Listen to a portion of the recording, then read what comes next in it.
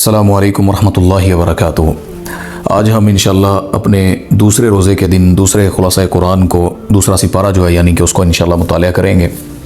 اللہ تعالیٰ اس سپارے کا جو آغاز کرتے ہیں نا وہ تحویل قبلہ ہے، قبلے کا بدل جانا۔ دراصل اللہ نے نا پہلے سپارے کے اندر جو ہم نے پہلا سپارہ پڑھا ہے، اللہ نے اس میں بنی اسرائیل کا تذکرہ کیا ہوا ہے، اور بنی اسرائیل کی وہ چیزیں کہ اللہ نے انہیں کیسے مذہبی سیاسی قیادت عطا کی، اللہ نے کیسے رتبے دیے، نعمتیں عطا کی، من سلوہ اتارا، انہوں نے بچڑا بنا لیا موسیٰ کے طور پہاڑ پر جانے کے بعد، اللہ نے پھر موقع دیا انہیں۔ تو اللہ کہتے ہیں میں نے ان پر اتنے انعامات کیے مگر انہوں نے سرکشی اور بغاوت کی، اللہ کے احکامات کو چھوڑ کر نخروں میں رہتے رہے۔ بنی اسرائیل لاڈلی امت تھی، لیکن اللہ نے کہا اس حد تک نہیں، جب تم حد سے گزرے پھر اللہ نے ان سے دینی قیادت کا منصب چھین لیا، اللہ نے ان سے نبوت کو کھینچ لیا، اللہ نے ان سے ہر وہ چیز کھینچ لی، حتیٰ کہ تحویل قبلہ یعنی مسجد اقصیٰ جو ہے یہ مسلمانوں کا بھی قبلہ تھا، عیسائیوں کا، یہودیوں کا۔ نبی پاک صلی اللہ علیہ وسلم قرآن میں جو ان آیات میں آتا ہے نا 163 اور 65 تک، اللہ تعالیٰ نے نا میرے نبی کا چہرہ اٹھنا دیکھا آسمان کی طرف، اور دل میں خواہش ہوگی نبی پاک صلی اللہ علیہ وسلم کی کہ اللہ قبلہ بدل دے، بیت اللہ جہاں حج کرتے ہیں اللہ اسی طرف ہو جائے۔ 16 یا 17 مہینے نبی پاک صلی اللہ علیہ وسلم نے مدینہ آنے کے بعد مسجد اقصیٰ کی طرف منہ کر کے نمازیں پڑھی ہیں۔ پہلے 17 مہینے ہمارے پاس قبلہ وہ مسجد اقصیٰ تھی مسلمانوں کی۔ عصر کی نماز پڑھ رہے تھے غالباً تو تحویل قبلہ کا حکم ہوا، جبرائیل ہے، اللہ کے نبی صلی اللہ علیہ وسلم جگہ بدل کر اپنا منہ جو ہے بیت اللہ کی طرف کر لیں۔ اب اس میں یہ بھی بات سمجھ آتی ہے کہ نماز کے اندر ہمارے لوگ کہتے ہیں نا دین کا حکم آئے تو اگلے ہفتے مان لیں گے، جمعے کے جمعے کبھی کبھار کوئی دین پر چل لیں گے۔ نماز کھڑی ہے، اللہ نے کہا قبلہ بدل لیں، یعنی کہ اگلی نماز میں دیکھیں گے۔ نبی پاک صلی اللہ علیہ وسلم نے اسی وقت اپنا چہرہ بدلا، جگہ بدلی، یعنی آگے مصلی نبی پاک صلی اللہ علیہ وسلم کا، پھر صحابہ، مرد، پھر بچے، پھر عورتیں۔ نبی پاک صلی اللہ علیہ وسلم نے پھرنا شروع کیا، جہاں عورتیں تھیں وہاں پہ نبی پاک صلی اللہ علیہ وسلم پہنچے، اور عورتیں اللہ کے نبی صلی اللہ علیہ وسلم والی جگہ پر مصلی پر سب سے پیچھے، اور چہرہ اللہ نے بدل کر قبلہ بیت اللہ کو بنا دیا۔ اللہ نے یہاں سے یعنی مسجد اقصیٰ سے جب بیت اللہ کی طرف جس کو ابراہیم اور اسماعیل علیہ السلام نے تعمیر کیا تھا، اللہ تعالیٰ نے اس طرف لے جا کر میرے نبی کو نئے دور کا، نئی شریعت کا، نئے قبلے کا اللہ نے آغاز کروایا۔ تو اللہ نے وہاں پر سب سے پہلے توحید کا اعلان کروایا، یعنی توحید کے نعرے بجنے شروع ہو گئے بیت اللہ کی طرف۔ اللہ تعالیٰ نے شرک سے، بتوں سے پاک کر دیا بیت اللہ کو۔ تو یہ اللہ بات کر، اس میں اللہ نے یہ بھی بات کی ہے کہ یہ جو ہر چیز سے زیادہ اللہ سے جن کو محبت کرنی چاہیے تھی نا، جو ہونی چاہیے، یہ اپنے شریکوں سے کرتے ہیں جن کو انہوں نے اللہ کے مقابل بنا لیا۔ یعنی سب سے زیادہ محبت انسان کو اللہ سے ہونی چاہیے، اللہ کے رسول صلی اللہ علیہ وسلم سے ہونی چاہیے۔ عورت مرد جو بیوی ہے یا خاوند بیوی جو آپس میں یعنی رشتہ ہے، جو اللہ نے کہا لباس و ہننا، لباس ہے ایک دوسرے کا، اتنا قریبی رشتہ، جسم کے سب سے قریب لباس ہوتا ہے۔ لیکن اللہ نے کہا کہ بیوی اپنے شوہر سے محبت اللہ سے بڑھ کر نہیں کر سکتی، نبی سے زیادہ نہیں کر سکتی ہے۔ خاوند لڑکی یعنی بیوی جو اللہ نے عطا کی اس سے محبت اللہ رسول سے بڑھ کر نہیں کر سکتی، یہ اللہ نے قرآن کی آیتوں میں کہا ہے۔ تو یہ اللہ تعالیٰ یہاں بات کریں سب سے زیادہ تمہیں محبوب اللہ ہونا چاہیے۔ اور یہ جو شریک بناتے ہیں نا، کنبے، قبیلے اور پتہ نہیں کیا کیا نسب چلتے ہیں، ان کے نسب سے بخشے جائیں گے۔ قرآن میں آتا ہے قیامت کے دن یہ سب مکر جائیں گے، کہیں گے اللہ ہم نے تو ان سے کہا ہی نہیں تھا ہمارے ساتھ چلیں، ہمارے ہی نام لاپتے پھریں، ہمارے ہی پیچھے بھاگتے پھریں، اللہ ہم نے نہیں کہا۔ اللہ تعالیٰ نے فرمایا کہ یہ مکر جائیں گے۔ تو اللہ سے پیار کرتے رہے، من احب للہ و ابغض للہ، من اعطى للہ من منع للہ فقد استکمل الایمان۔ اللہ کے لیے محبت، اللہ کے لیے نفرت، کسی کو کچھ دیتے ہو تو اللہ کے لیے، نہیں دیتے کسی وجہ سے تو اللہ کی وجہ سے نہیں دیتے، تمہارے ایمان کے مکمل ہونے کی یہ علامت ہے۔ یہ باتیں اللہ تعالیٰ نے یہاں تک کی۔ اس سے آگے اللہ تعالیٰ نے 168 اور 170 نمبر آیت تک فرمایا کہ شیطان سے بچنے کی اللہ نے تلقین کیا، فرمایا کہ شیطان جو ہے نا وہ گناہ اور بے حیائی کا حکم دیتا ہے، اور کس چیز کے متعلق ایسی باتیں کرواتا ہے؟ اللہ کے بارے میں تمہیں وہ ایسے الفاظ، ایسی چیزیں کہلواتا ہے جو شرک کرنے والوں کی صفوں کے کام ہوتے ہیں، ان کے لوگوں کے کام ہوتے ہیں نا، ان جیسے لوگوں کے راستے ہوتے ہیں، وہ ان پر چلاتا ہے، حالانکہ ان کے پاس کوئی دلیل نہیں ہوتی ہے، بغیر دلیل کے ہیں، لیکن انہی کی سوچ کو ان کے اندر وہ ڈیولپ کر دیتا ہے۔ تو اللہ تعالیٰ نے یہاں ان کا تذکرہ کر کے فرمایا کہ شیطان تمہارا جو ہے نا وہ کھلا دشمن ہے، اس کی باتوں میں نہیں آنا آپ نے۔ فرمایا کہ جس شخص نے بھی اس کے پیچھے چلنے والی زندگی اپنائی، آپ ان سے پوچھیں گے تو وہ پتہ کیا کہیں گے؟ بلکہ اپنے اندھے اور بہرے بن کر باپ دادا کے طریقے پر چلتے ہوئے نظر آئیں گے آپ کو۔ یعنی ان سے آپ پوچھیں گے تو وہ سمعنا و اطعنا اللہ کی کرنی چاہیے تھی، وہ اپنی کر کے اپنے ہی بڑوں کے پیچھے، جی میرے دادا کو دیکھا تھا، میرے بابا کو دیکھا تھا، کل خانی جس طرح ہوتی ہے اوپر سے چلتی ہے نیچے تک، لوگ کیا کہیں گے اس کا ابا کرتا تھا، یہ نہیں کرتا تھا، ایسے ایسے کام جیسے عید میلاد النبی صلی اللہ علیہ وسلم کے نام پر ہم کیا کیا کر جاتے ہیں، اور بھی بڑی چیزیں ایسی ہیں اسلام کے نام پر جو ہم نے بنا لی، اللہ کہتے ہیں ابا جان کو دیکھا تھا ایسے کرتے ہوئے، دادا جان کو دیکھا تھا، دادا جان تے ابا جان دی کہانیاں بند، اللہ نے جو دین دیا وہ اصل دین ہے۔ اس سے آگے اللہ تعالیٰ نے 172 اور 73 نمبر آیت میں اللہ نے عبادت کا تذکرہ کیا، مگر کہا کہ حلال کھاؤ، یعنی پہلے حلال کی طرف اللہ رغبت دلائی ہے۔ جس کا مال حلال نہیں ہے وہ جو مرضی پڑھتا رہے، جو مرضی کھاتا پیتا رہے، کہتا رہے۔ حدیث میں آتا ہے ایک شخص مبارک سفر پر ہوتا ہے بیت اللہ کی طرف، اس کے بال مٹی سے بھرے ہوتے ہیں اور مسافر ہے، مسافر کی دعا رد نہیں ہوتی، لیکن اس شخص کی دعا اللہ قبول ہی نہیں کر رہا، اتنا طویل سفر کر کے اللہ کے گھر کی طرف جا رہا۔ کیوں؟ فرمایا کہ جو اس نے پہنا ہے وہ بھی حرام کا لباس ہے، جو اس نے کھایا ہے وہ بھی حرام کا لقمہ کھایا ہے، جس سواری پر آیا وہ بھی حرام یعنی غلط طریقے سے کمایا ہوا مال ہے، سود، جھوٹ، فراڈ، کسی لحاظ سے۔ اللہ فرماتے ہیں کہ اس کی دعا اللہ قبول ہی نہیں کرتا ہے۔ تو فرمایا کہ سب سے مین چیز جو ہے وہ تمہاری خوراک حلال ہوگی تو تمہاری عبادت قبول ہے۔ اس سے آگے اللہ تعالیٰ 178 179 نمبر آیت میں قصاص کے بارے میں بات کریں، قتل کا قصاص جو ہے، فرمایا اس میں زندگی ہے تمہارے لیے۔ ہمارے ملکوں میں اگر قتل کا قصاص صحیح معنوں میں ہوتا نہ عزتیں لٹتی اور نہ اس طرح کے معاملات ہوتے، نہ ڈر اور خوف جو ہمارے دلوں سے نکلا، اس طرح کا ماحول نہ بنتا۔ بندے کو پتا ہونا کہ میں نے چوری کرنی، میرے آگے ہاتھ کاٹے جائیں گے، اب گاڑی میں چابی لگا کر بھی کھڑی کر دیں گے، گاڑی نہیں کھینچے گا۔ اب اس کو پتہ ہے چوری ہوگی، بک بھی جائے گی، اور کس نے آنا ہے پیچھے۔ اللہ کے قانون کیا تھا کہ نبی پاک صلی اللہ علیہ وسلم کے پاس ایک عورت لائی گئی، فرمایا کہ اس نے چوری کی ہے، معزز قبیلے کی ہے، بڑے خاندان کی ہے۔ سفارش آئی اور کہا چھوڑ دیں اسے۔ اللہ کے نبی صلی اللہ علیہ وسلم، اللہ اکبر، یہ تھا مدینہ کی ریاست، فرمایا کہ اس جگہ پر فاطمہ بنت محمد صلی اللہ علیہ وسلم بھی ہوتی نا، میری بیٹی بھی ہوتی، قطعت یدہا، میں اس کے ہاتھوں کو کاٹ دیتا۔ یہ تھا مدینہ کا نظام اور مدینہ کی ریاست۔ یہ اللہ نے قصاص کی بات کی ہے آیتوں میں، قصاص پہ عمل کرو گے تو تمہارے اندر زندگی پروان چڑھے گی، زندگی محفوظ رہے گی۔ اس سے آگے اللہ تعالیٰ 180 اور 182 نمبر آیت تک فرماتے ہیں کہ بندے کے پاس مال ہو تو اس کے متعلق وصیت کر دینی چاہیے۔ حدیث میں آتا ہے کہ وصیت جو ہے نا، ایک رات بھی ایسی نہ گزرے، اللہ کہتے ہیں فرمایا کہ تمہارے تکیے سرہانے کے نیچے تمہاری وصیت نہ پڑی ہو، ایک رات بھی نہ ایسی گزرے۔ ہمیں سے کتنے لوگ، ہم سب سستیاں کرتے ہیں۔ وصیت کے بڑے فائدے ہیں، انسان اچانک مر جائے، آپ نے کیا کہنا تھا بہن بھائی کو، کس کا قرضہ دینا تھا، آپ کے اوپر کون سی ذمہ داریاں تھیں، کس کو کیا کہنا چاہتے ہو، لکھ کر رکھو اپنی زندگی میں۔ بس وراثت کے متعلق، ہاں وراثت کے بارے میں جو حدیث آتی ہے نا، تو آپ یہ نہیں کر سکتے کہ آپ اس کے اندر وصیت کر دیں، یعنی وارثوں کے متعلق لکھ دیں، میری بیٹی کو یہ دے دینا، فلاں کو یہ، وہ تقسیم ہو گیا۔ ایک تہائی حصہ جو اللہ نے اجازت دی اس کی صرف آپ وصیت کر سکتے ہیں، لیکن اپنے کل مال کی آدھے مال جس طرح ہو سکتا ہے کہ آپ نے کچھ کرنا ہے، بنانا ہے، قرض دینا ہے، تو اس کی وصیت لکھ کر رکھیں، اللہ فرماتے ہیں۔ اور جو لکھی جاتی ہے اسے تبدیل نہیں کرنا، اللہ فرماتے ہیں وہ کبیرہ گناہ ہے۔ صرف خلاف شریعت جو وصیت ہوتی ہے جس میں شرک یا اور کوئی ایسا معاملہ کوئی لکھ دیا ہے، کسی نے باپ ہے، بھائی ہے، تو اس کے بارے میں آتا ہے کہ آپ اس کی تبدیل کر سکتے ہیں، اصلاح کی جا سکتی ہے اس کی۔ تو اس سے آگے اللہ تعالیٰ نے پھر 183 187 نمبر آیت جو ہے سورۃ البقرہ کی، اس میں پھر اللہ نے وہ بات کی، یا ایھا الذین آمنوا کتب علیکم الصیام کما کتب علی الذین من قبلکم لعلکم تتقون۔ روزوں کے متعلق اللہ بات کر رہے ہیں، ان کی فرضیت کے بارے میں، اور ساتھ فرمایا کہ روزے جو ہیں یہ ایمان والوں پہ فرض ہیں، جس طرح پہلے اللہ نے فرض کیے تھے۔ تو یہ آج کی بات نہیں ہے، یہ پہلی قوموں میں بھی اللہ نے روزوں کو رکھا تھا، پہلی امتوں میں۔ تو اس سے آگے اللہ فرماتے ہیں بیمار اور مسافر وہ بعد میں روزہ رکھ سکتے ہیں۔ اس آیت میں اللہ جو سمجھا رہے ہیں نا، یعنی مسافر کو اللہ نے رخصت دی ہے۔ ہمارے بڑے لوگ ایسے ہیں، کہتے ہیں سفر آج کل تو بڑے آسان ہے، گاڑیاں اچھی ہیں، جہاز اچھے ہیں، وہ روزہ نہیں چھوڑتے، سفر میں نماز قصر نہیں پڑھتے۔ حالانکہ اللہ قصر پر عمل کرنے کو پسند کرتا ہے، یعنی رخصت پر عمل کرنا اللہ کو زیادہ پسند ہے۔ اللہ نے آپ کا سفر لکھ دیا، جتنا مرضی آسان ہے، اللہ کا انعام ہے، لیکن آپ مسافر ہیں، آپ مریض ہیں، بیمار ہیں، تو آپ بیمار ہیں، یعنی رکھ لوں گا، گزارا کر لوں گا، نکال لوں گا ٹائم۔ اپنی جانوں پر ظلم نہ کریں، اللہ آپ کی رخصت دے کر آپ کو موقع دے رہا ہے، تو اللہ نے جو کہا ہے اس پر عمل کرنا چاہیے۔ تو فرمایا کہ جو بیمار ہے، مسافر ہے، وہ بعد میں روزہ رکھ سکتا ہے۔ اس سے آگے فرمایا کہ جو ابدی اور ایسا بیمار ہے جس کا کوئی علاج ممکن نہیں، تو فرمایا کہ وہ استطاعت نہیں رکھتا روزے رکھنے کی، تو وہ ہر روزے کے بدلے ایک مسکین کو کھانا کھلا دے، یعنی کہ فدیہ دینا۔ ہم کہتے ہیں میرے روزے تو رکھ لے، میرے روزے رکھوانے ہیں کسی کو، کیسے رکھوا سکتے ہیں آپ کسی کو اپنے روزے؟ کوئی کسی کا روزہ کیسے رکھ سکتا ہے؟ کوئی کسی کی نماز پڑھ سکتا ہے؟ آپ کسی کو 10,000 روپے دیں، میری مہینے کی نمازاں پڑھ دیں، کوئی کسی کی نماز نہیں پڑھ سکتا، روزہ کیسے رکھ سکتا ہے؟ جس کو آپ رکھوا رہے ہیں اس نے اپنے روزے کب رکھنے ہیں جو اس پر فرض ہے؟ تو بات سمجھے، یہاں پر روزے کا فدیہ جہاں ضرورت ہے کسی شخص کو، وہ چاہے وہ بھی نہیں رکھتا جس کو آپ فدیہ دے رہے ہیں، وہ اور بیمار ہے لیکن غریب ہے، اس کو ضرورت ہے، آپ اسے فدیہ دے سکتے ہیں، آپ کے روزے کا حق ادا ہو جائے گا۔ تو اس سے آگے اللہ نے پھر کہا کہ رمضان کی راتوں میں کھانے پینے اور جمع کی اجازت، یعنی رمضان کی راتوں میں جتنا کھائیں مغرب سے لے کر فجر تک، تو یہ انعام ہے اللہ کا۔ ورنہ پہلے تو مغرب اور عشاء کے درمیان کھانے کا ٹائم ہوتا، اذان ہوتی تو پھر روزہ بند۔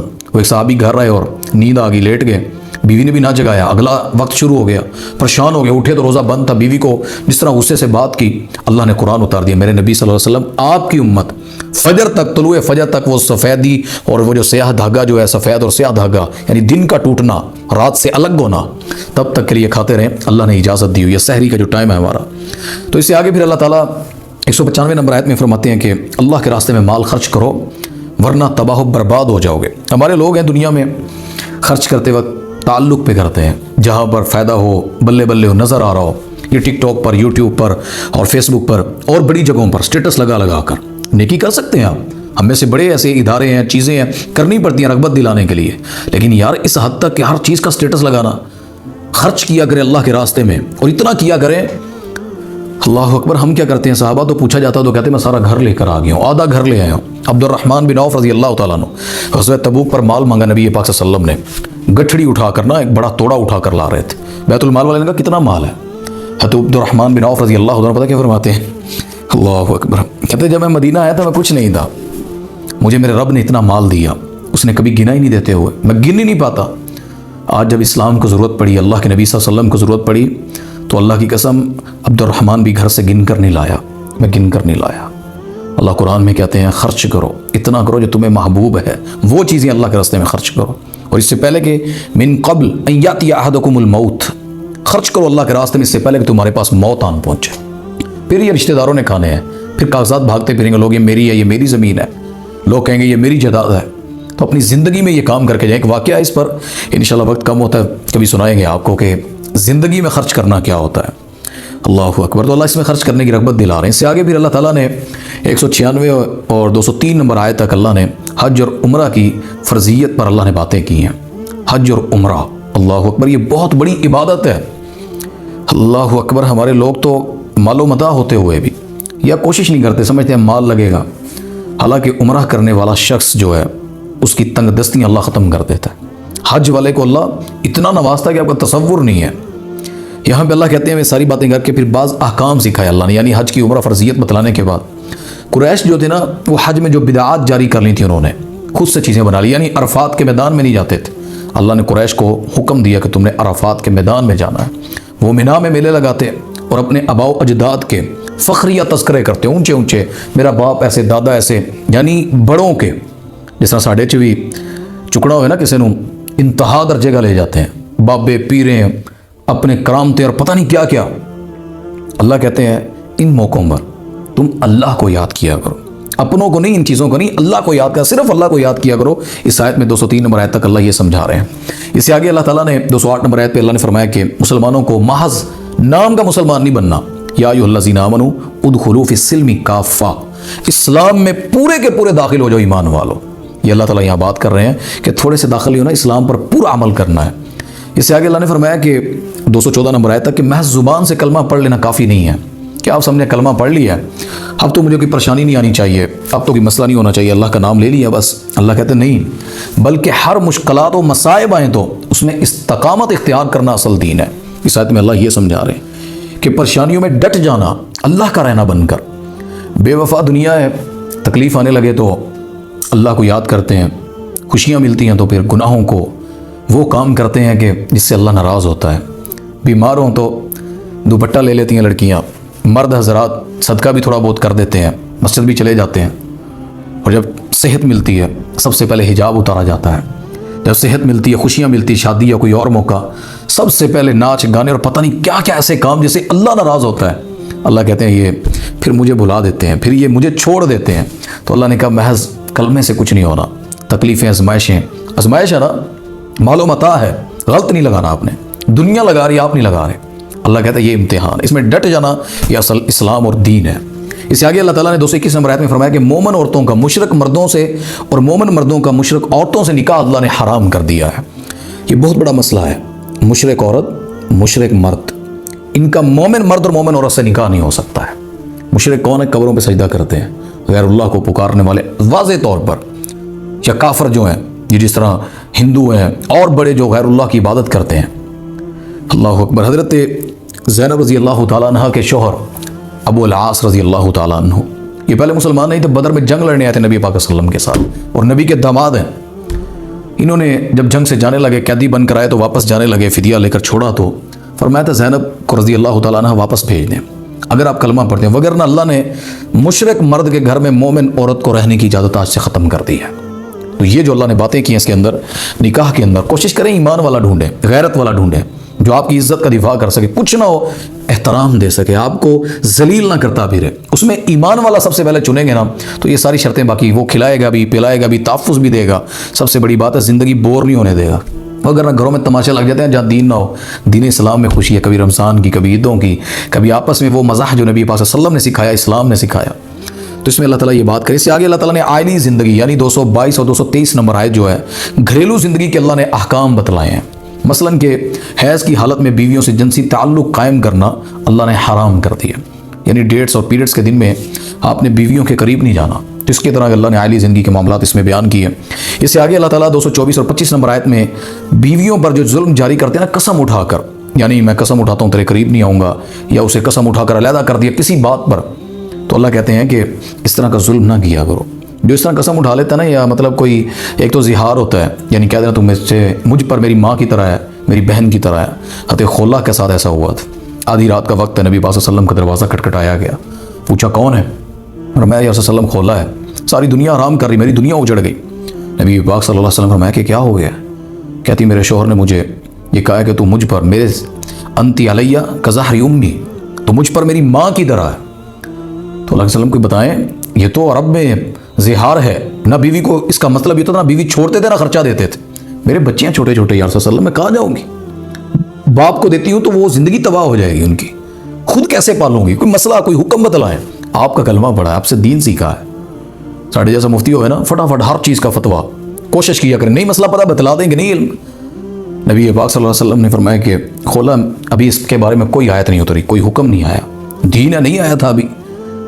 اللہ اکبر، وہ پلٹی اور ٹھیک ہے نہ بتلائیں، اللہ کی طرف اس نے پھر وہ کال ملائی، وہ رابطہ شروع کیا، ایسی دعا مانگی کہ سیدہ عائشہ رضی اللہ تعالیٰ فرماتی ہیں کہ مجھے نہیں پتا وہ کیا مانگ رہی تھی، کیا کہہ رہی تھی، لیکن اس نے اللہ کے ساتھ ایسا کنیکشن جوڑا، میرے نبی کے ماتھے پر پسینہ آنا شروع ہو گیا۔ اسی وقت قرآن اترا، اللہ نے کہا قد سمع اللہ قول التی تجادلک فی زوجہا، یقیناً تیرے رب نے اس کی پکار کو سن لیا جو اپنے خاوند کے بارے میں آپ سے جھگڑا کر رہی تھی کہ مجھے مسئلہ بتلائیں۔ تو بی بی خولہ نے جب یہ بات سنی تو زہار اللہ نے پھر کہا کہ اس سے کوئی کسی پر ماں جیسی، بیٹی جیسی، بیوی جیسی نہیں بنتی، یعنی کہ بہن جیسی وہ نہیں بنتی۔ تو زہار کا اللہ نے پھر وہ کفارہ رکھا تھا کہ آپ 60 مسکینوں کو کھانا کھلائیں، ایک گردن آزاد کر دیں، یا 2 ماہ کے روزے رکھیں۔ تو یہ چیزیں اللہ تعالیٰ نے اس میں بیان کی ہیں۔ تو اس سے آگے اللہ تعالیٰ فرماتے ہیں کہ 4 ماہ کی مہلت بھی اللہ نے اس میں کہی ہے، یعنی کوئی شخص اگر بیوی سے علیحدہ رہنے کی قسم اٹھا لے تو 4 مہینے تک ٹائم ہے، ورنہ پھر وہ سلسلہ ختم کر دیا جائے گا۔ اس سے آگے اللہ تعالیٰ نے 228 نمبر آیت میں متعلقہ عورت کی عدت بیان کی ہے، یعنی طلاق کسی کو ہوئی ہے تو وہ 3 ماہ ہے، یہاں سے 3 ماہ جو طلاق کی مدت ہے نا، یہ 3 طلاقیں ہی ہیں، طلاقیں اکٹھی دے کر 3 مہینے نہیں گزارنے، وہ الگ ہے، ایک طلاق دیں 3 ماہ گزرے تو رشتہ ختم ہو جاتا ہے، لیکن 3 ماہ جو مدت ہے نا طلاق کی، یہ اصل میں حیض جو اس کے یعنی ڈیٹ آنے ہوتی ہیں ان کو اللہ نے جو بیان کیا متعلقہ عورت کی، وہ فرمایا کہ یہ اس کی عدت ہے۔ اس کے اندر فرمایا کہ اگر وہ حاملہ ہو تو وضع حمل اس وقت تک جب تک حمل واضح نہ ہو جائے، فرمایا اس کی یہی مدت ہے، اور جب اگر کوئی ایسا ہو جائے تو فرمایا کہ اس دوران میں مرد کو رجوع کرنے کا اختیار ہوتا ہے، وہ 3 ماہ ہو یا یہ مسئلہ جو وضع حمل تک، تو اس کے اندر وہ رجوع کر سکتا ہے۔ یہاں پہ جو لوگ کہتے ہیں طلاق ہو گئی ہے، 3 طلاقیں دی تھی لہذا ختم، تو جا کر 228 نمبر سورۃ البقرہ کی پڑھ لیں، اللہ اس میں کیا کہہ رہے ہیں۔ اس سے آگے اللہ نے کہا کہ پہلی اور دوسری طلاق کے بعد رجوع ہو سکتا ہے، پہلی اور دوسری طلاق کے بعد۔ مجھے بتائیں پہلی طلاق کے بعد رجوع، جب دے ہی 3 اکٹھی رہے ہیں تو دوسری میں لیٹ کا یہ گیپ اللہ نے کیوں بیان کر دیا؟ گیپ یہی ہے، ایک طلاق 1 مہینے، دوسری طلاق دوسرے مہینے ہوگی، اللہ اس میں یہ بات کر رہے ہیں۔ اور تیسری طلاق کے بعد اللہ کہتے ہیں رجوع کا اختیار ختم ہو جاتا ہے، اس کے بعد آپ نہیں کر سکتے ہیں۔ پھر اس میں فرمایا کہ اگر 3 طلاقیں ہو گئی ہیں پوری 3 ماہ کی، عورت کہیں اور شادی کرتی ہے، وہ خاوند مر جاتا ہے، حادثاتی موت، یا بیوی کی نہیں بن پائی، وہاں پر اس نے خلا لے لیا یا شوہر نے طلاق دے دی اسے، وہ پھر دوبارہ اگر اس جگہ پر اس کا سبب بنے تو پہلے شوہر کے پاس آ سکتی ہے، حلالہ کر کے نہیں۔ ہمارے لوگ اس قید کو لے کر حلالے کو جائز سمجھتے ہیں، یعنی کہ وہ کہتے ہیں کہ کسی غیر سے 5 दिन 4 माह 3 माह 2 माह जितना भी वक्त मुद्दत तय करके निकाह करके फिर तलाक लेकर वापस आ जाती। ये हलाल अल्लाह ने इसमें आगे फरमाया कि हराम है। तो बच्चों को दूध पिलाने की आम मुद्दत है ना, इससे आगे अल्लाह तो जो बात कर रहे हैं 233 नंबर आयत में, वो फरमाया कि 2 साल है। इससे पहले भी छुड़ाया जा सकता है, उसके बाद भी पिलाया जा सकता है। इसका मतलब ये नहीं है कि 2 साल के बाद बिल्कुल पाबंदी है या उससे पहले। मुद्दत 2 साल है। 2 साल के अंदर अंदर जिसने दूध पिया इस एज में, तो उसकी रज़ात और उसकी ये अल्लाह ने जो मामला रखा है ना, वो चीज़ दूध पिलाने वाली वालदा से ताल्लुक़, वो मुद्दत ये 2 साल की है। तो फरमाया कि माँ का दूध पिलाना 2 साल तक ये उसकी ज़िम्मेदारी है, और बाप का ख़र्चा उठाना ये उसकी ज़िम्मेदारी है। तो यहाँ पे अल्लाह ताला ये सारी बातें कर रहे हैं बाहमी मशवरे से। अगर आप किसी दूसरी औरत से दूध पिलाना चाहते हैं तो वो खावंद बीवी के मशवरे से हो सकता है। तो अल्लाह ताला यहाँ पर ये दूध वाली बात करें 233 नंबर आयत तक कि औरत ने दूध कब तक पिलाना है। इससे आगे जिस औरत का खावंद फोत हो जाए 234 और 35 नंबर में आयत में अल्लाह फरमा रहे हैं कि उसकी इद्दत वो 4 माह 10 दिन है। यानी जो बेवा औरत है उसकी इद्दत जो है वो 4 माह 10 दिन है। हाँ, जो अलबत्ता हामला की इद्दत है वो बच्चे की पैदाइश तक है। तो इद्दत में निकाह करना या उसका वादा करना भी हराम है। इद्दत में कोई औरत निकाह नहीं कर सकती, ना वो आगे कह सकती है कि मैं करूँगी, या कोई इस तरह का वादा वो नहीं इख्तियार कर सकती। अल्लाह ने इस चीज़ से मना फरमा दिया है। तो जो औरतें इद्दत में बाहर भी जाती हैं, घर में रहती हैं, लेकिन ऐसे ही छोटे छोटे कामों का बहाना बनाकर चली जाती हैं, वो जी बस मैं क्या खाला का पता करूँ, जाना था, रिश्तेदारी थी। इद्दत बड़ा अहम मसला है, अल्लाह ने इसमें हिकमत रखी है। तो जहाँ इद्दत बनती है वहाँ गुजारें, इसको इस तरह ज़ाया ना करें कि आप अपना इद्दत के दिनों में गुनाह कबीरा करती जाएँ। इससे आगे अल्लाह ताला फरमाते हैं 237 नंबर आयत तक कि औरत को रुख्ती से पहले तलाक दी जाए। रुख्ती से पहले अगर तलाक दी जाए तो उनका महर अगर तय है तो उनको वो अदा कर दे, उससे आधा महर। यानी अगर किसी ने 10,000 तय किया है, निकाह हो गया, रुख्ती नहीं हुई, तो उसे 5,000 रुपये वापस कर दे। ये अल्लाह हुक्म दे रहे हैं। अगर महर तय नहीं हुआ, यानी तय नहीं किया, बस निकाह कर लिया और काजी देंगे, कोई बड़ी चीज़, कोई आला मुकाम, कोई जगह, कुछ ना कुछ देंगे, तो फिर आप उसे कोई अच्छा तोहफ़ा देकर, अगर रुख्ती नहीं हुई तो पहले तलाक होगी तो अच्छा तोहफ़ा देकर रुख्सत करें। इससे आगे जो आखिरी आयतें अल्लाह ने बयान की हैं 246 251 नंबर आयत तक, ये छोटा सा एक वाक़या है। बनी इसराइल के गिरोह ने मौत से डरते हुए जिहाद करने से इनकार कर दिया। जिहाद से बड़े लोग हमारे भी डरते हैं। जिहाद के मुनकर नफाक की मौत मरते हैं।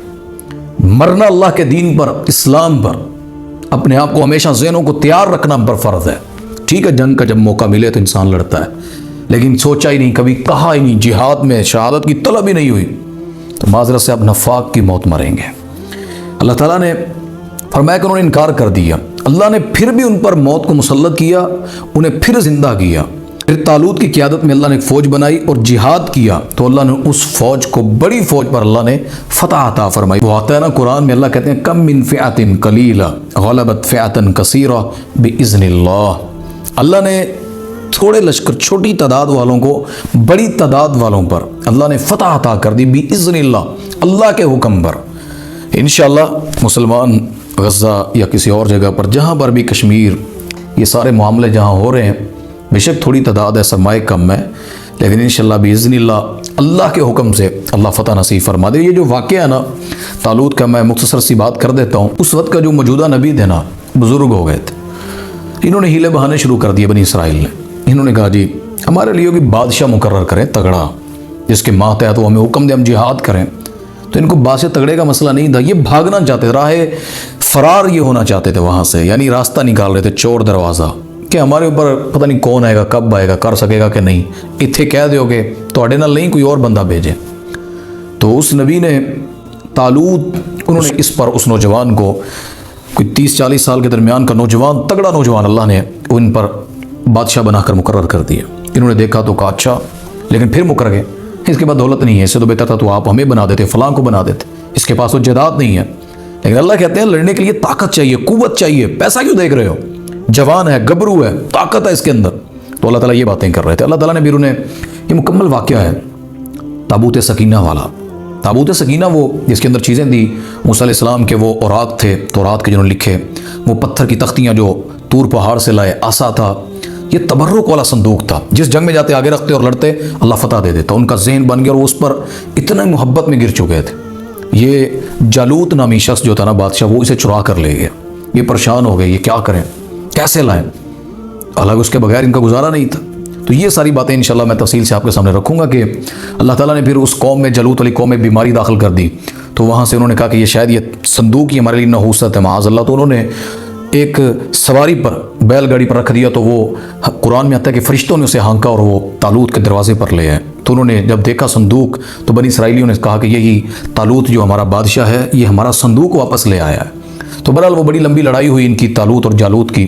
داؤد علیہ السلام نے پتھر، جو ان کو ایک فن آتا تھا، جالوت نے مکمل زرہ پہنی تھی لوہے کی، صرف آنکھیں اور یہ جگہ نظر آ رہی تھی، باقی پورا لوہے میں تھا، پورا جسم ڈھکا ہوا۔ تو انہوں نے پتھر مارے اسے اس طرح سے کہ اس کے سر سے، آنکھ سے، یہاں سے لگا اور پچھلے حصے سے نکل گیا، تو جس سے اس کی موت ہو گئی۔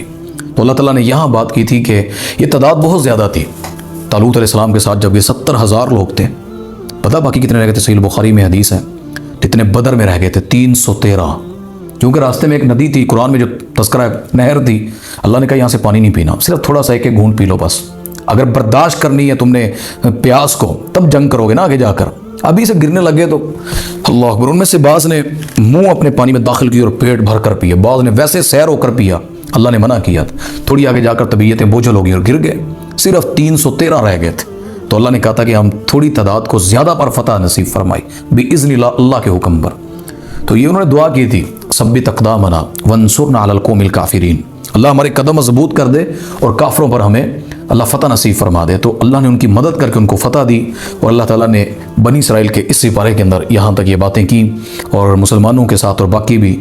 تو اللہ تعالیٰ میں قرآن پر عمل کرنے اور اس کو سمجھ کر پڑھنے کی اللہ توفیق عطا فرمائے۔ انشاءاللہ ساتھ رہیں، پھر اگلا لیکچر انشاءاللہ آپ کے ساتھ شیئر کیا جائے گا۔ اللہ عمل کی توفیق عطا فرمائے۔ السلام علیکم ورحمۃ اللہ وبرکاتہ۔